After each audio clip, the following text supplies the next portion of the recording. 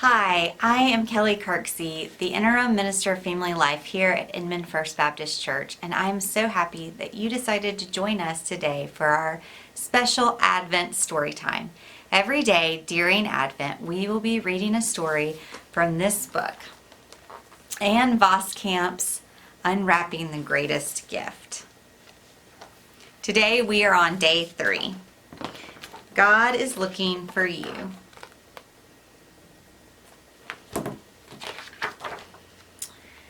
Adam and Eve stood in awe of it, and so can we. The whole world unfolds like an art gallery filled with the glory of God. But what Adam and Eve didn't know was that there is a thief in the art gallery, an enemy of God. Satan is like a wily snake that slithers in at the corner of everything and entangles around you. And if he can trip you up with a lie so you fall away from closeness with God, he can snatch your happiness, steal God's glory, and swipe away your love for God and leave you robbed. So that snake sneaked up to Eve, wrapped his own lie tight around her, and hissed his poison right into her heart. God doesn't really love you. God doesn't really give you good enough things. God doesn't really give the gift of love all the time. Eve fell for it. She ate the fruit from that one tree God had forbidden only because he loved her, because he didn't want her to die. But Eve swallowed the fruit's juice and the snake's lie, and death began to flow slow through her veins. This is the painful loneliness that we call the fall. Adam and Eve ran and hid and fell away from the closeness of God. When you trip, you can fall and end up such a bloodied mess that you go hide. When you trip, you can fall off the path and end up lost in the long grass. Adam and Eve hid. Adam and Eve were lost. When we've fallen and when we're lost, God comes with one question. Not the question, why did you do that?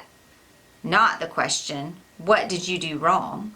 The very first God question of the Old Testament, of the whole Bible, is a love question howling out of God's heart. Where are you?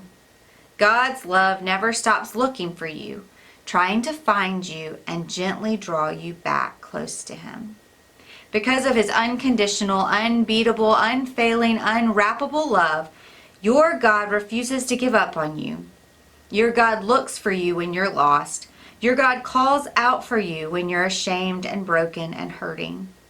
God doesn't run down the rebel. God doesn't strike down the sinner. God doesn't flog the failure. Whenever you fall short, whenever you sin, your God whispers to you with a love that wraps around you like a gentle arm. Wherever you are, I will always come find you. Whatever you've done, I will always keep looking for you until my eyes see you, till my hands of healing reach you, till I can hold you close again to my heart.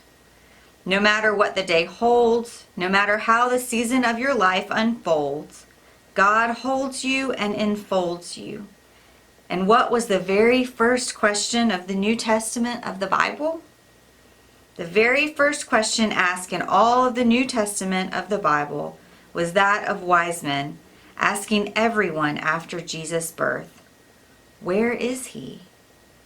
Really, wise men and women never stop looking for God, because your really wise God is love, and he never stops looking for you.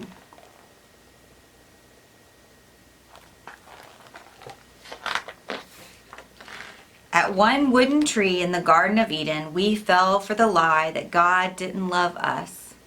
And we fell away from God and got lost.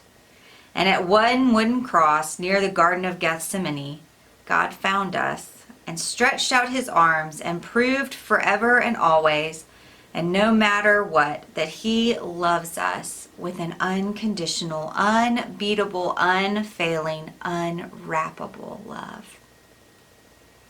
Sometimes you can almost feel it when you fall.